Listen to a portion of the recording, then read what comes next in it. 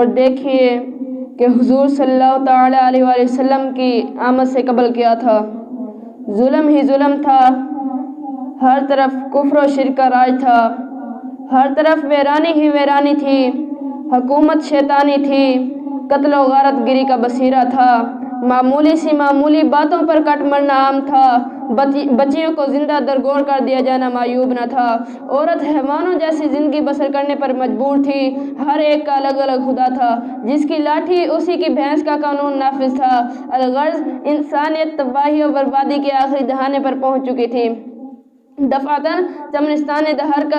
کی قسمت کا ستارہ طلوع ہوا، حضرت انسان کی خوش بختی کا ثاقب چمک اٹھا، ظلمات کو اجالوں کی خبر ہوئی کہ یتیم عبداللہ جگر گوشہ آمنہ، حکمران عرب، قائد انسانیت، فرما روائے عالم، شہنشاہ کونین صلی اللہ تعالیٰ علیہ وآلہ وسلم بروز پیر 12 ربیع الاول سنام الفیل بمطابق 20 اپریل 571 عیسوی کو عالم قدس سے عالم امکان میں بے بصر کو با بصر کرنے کے لیے، بے نظر کو با نظر کرنے کے لیے، مردہ دلوں کو حیات جاودانی دینے کے لیے، کیاسر اور کاسیر کی نخوت کا بھرم توڑ دینے کے لیے، سینکڑوں ہزاروں کے پجاریوں کو ایک کے در پر جھکانے کے لیے، ملکوں کی دوری، اقوام کی بیگانگی، اختلاف الوان اور تفریق زبان مٹانے کے لیے، سب کی زبانوں پر ایک ہی کلمہ لا الہ الا اللہ محمد رسول اللہ جاری کرنے کے لیے، قافلہ نبوت کے آخری مقتدہ اور قصر نبوت کے آخری ستون بن کر تشریف لائے۔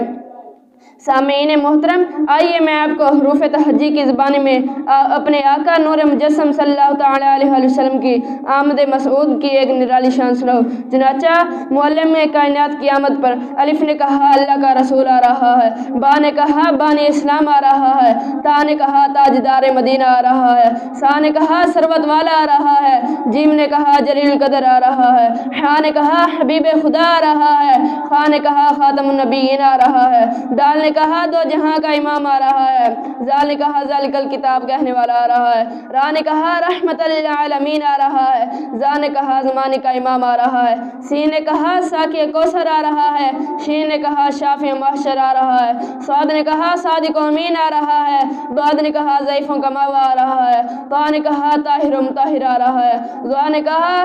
ظلم کو مٹانے والا آ رہا ہے، عین نے کہا عرب کا تاجدار آ رہا ہے، غی نے کہا غریبوں کا ماوا آ رہا ہے، فا نے کہا فقیروں کا مولا آ رہا ہے، قاف نے کہا قرآن والا آ رہا ہے، کاف نے کہا کملی والا آ رہا ہے،